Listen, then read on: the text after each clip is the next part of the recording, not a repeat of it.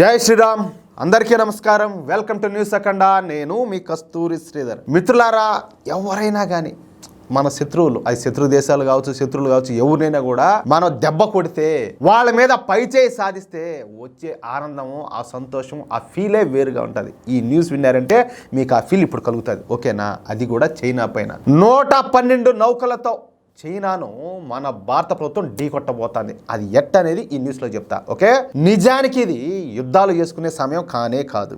కానీ భారత్ మాత్రం తీవ్రవాదం పైన యుద్ధం చేస్తుంది, అలాగే మతోన్మాదం పైన యుద్ధం చేస్తుంది. ఇవి మనకు తప్పని పరిస్థితులను తెచ్చిపెట్టినాయి. ఇంకేం చేద్దాము? ఓడిచి గెలుతా ఉంటే, గిలుచుతా ఉంటే, కురుకుతా ఉంటే, కొడతా ఉంటే, చంపుతా ఉంటే ఏం చేసాం కానీ మనమే మూసుకోండాలా? చేతకాని వాళ్ళ మాదిరా తంతి అట్టే ఎగిరి అవతల పడేట్టుగా కొట్టాలా, మామూలు కూడా కాకుండా. సరే, ఇకపోతే ఈ తీవ్రవాదం, మతోన్మాదం అన్నీ కూడా పాకిస్తాన్ నుంచి వస్తున్నవే ఇవన్నీ కూడా. దీంతో మనం పాకిస్తాన్తో ఈ యుద్ధాలు చేయక తప్పనిసరి పరిస్థితి అయితే నెలకొనింది. అలాగే చైనా నుంచి సామ్రాజ్యవాదాన్ని కూడా ఎదుర్కోవాల్సి వస్తుంది. అందుకే చైనా పైన కూడా మనం పరోక్షంగా వివిధ రూపాల్లో యుద్ధం చేస్తున్నాం.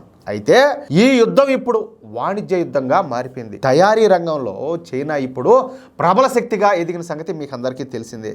అగ్గిపెట్టి నుంచి పెద్ద పెద్ద కార్గో షిప్పుల వరకు ఈ చైనానే తయారు చేస్తూ ఉంటుంది. అభివృద్ధి చెందినటువంటి దేశాలు పెద్ద సంఖ్యలో ఈ చైనాలో పెట్టుబడులు పెట్టడంతో చైనా తిరుగులేని శక్తిగా ఎదిగిపోయింది. దీంతో వచ్చిన బలంతో సామ్రాజ్యకాంక్షతో రగిలిపోతుంది ఈ జిత్తులు మారి నక్కైనటువంటి చైనా. ముఖ్యంగా ఈ చైనా మన భారతదేశాన్ని టార్గెట్గా పెట్టుకుంది. ఎందుకంటే ఇట్లా విస్తీర్ణంలో చూసుకున్నా, లేకపోతే జనాభా ప్రకారం చూసుకున్నా, లేకపోతే టాలెంట్ ప్రకారం చూసుకున్నా, ఏ విధంగా చూసుకున్నా కూడా మనం ప్రపంచ దేశాలతో పోటీ పడగలిగేటటువంటి శక్తి మనకు ఉండాలి. అందుకనే రేపు ఎప్పుడైనా కూడా భారతదేశానికి ఏ మాత్రం అవకాశం వచ్చినా మనకు పోటీ వస్తుందన్న భయంతో మనల్ని టార్గెట్ చేస్తున్నారు. అవునా కాదా? సరే, ఇక న్యూస్ విషయానికి వస్తే మన దేశంలో ఈ ముడి చమురు నిక్షేపాలు చాలా చాలా తక్కువగా ఉన్నాయి.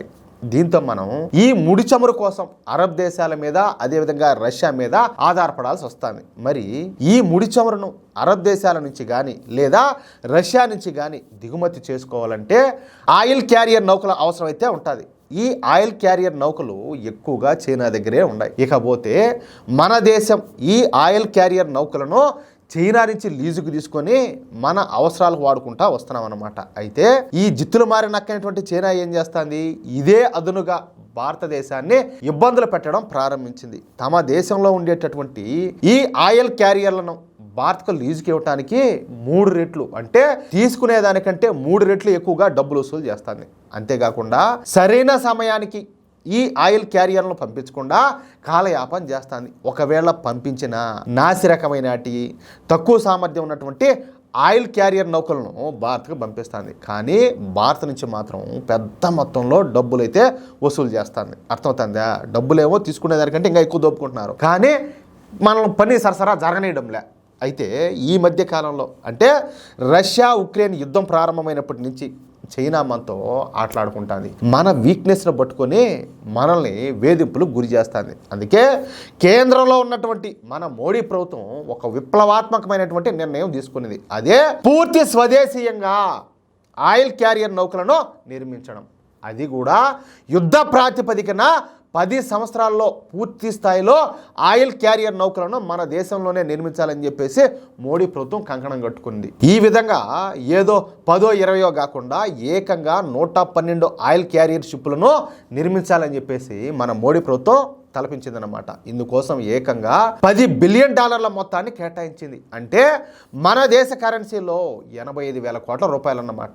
ఒక్కొక్క ఆయిల్ క్యారియర్ నౌక సామర్థ్యం 4,41,524 టన్నులు ఉండేలా ఈ మెగా నౌకలను నిర్మించనున్నారు. ప్రైవేటు సంస్థల భాగస్వామ్యంతో యుద్ధ ప్రాతిపదికన ఈ నౌకల నిర్మాణం జరగనుండాలి. అర్థమవుతుందా? ఇక ఇంత పెద్ద నౌకలను నిర్మించే టెక్నాలజీ మన దగ్గర లేదు. అందుకే దక్షిణ కొరియాకు చెందినటువంటి హుందాయ్ హెవీ ఇండస్ట్రీస్తోనూ, అలాగే జపాన్కు చెందినటువంటి NYK లైన్ సంస్థలతోనూ కలిసి ఈ నౌకల నిర్మాణం చేయనుండారనమాట.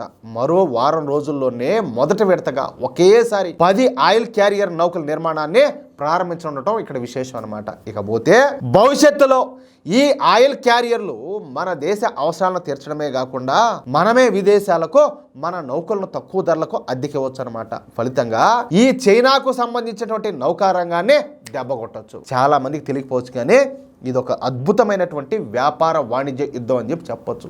అది నేను చెప్పింది. మన శత్రు దేశం మీద పై చేసి సాధిస్తా ఉంటే ఎట్టుంటుందంటే మీసం తిప్పమంటుంది అంటే ఊరికే కూడా కాకుండా. ఏమంటారు, అవునా కదా? మిత్రులారా, ఈ న్యూస్ కనుక మీకు నచ్చినట్లయితే ఖచ్చితంగా ఈ న్యూస్ నలుగురికి షేర్ చేయండి. అదేవిధంగా ప్రతి ఒక్కరు కూడా మీ యొక్క అమూల్యమైన అభిప్రాయాలను ఖచ్చితంగా కామెంట్ చేయండి. ఒకటి ఏంటంటే చాలా మంది కూస్తూ ఉంటారు కదా, ఏమని మోడీ ఏం చేసినాడు ఆ ముడా కొడకలకు ఇట్లాంటి వీడియోలన్నీ షేర్ చేయండి.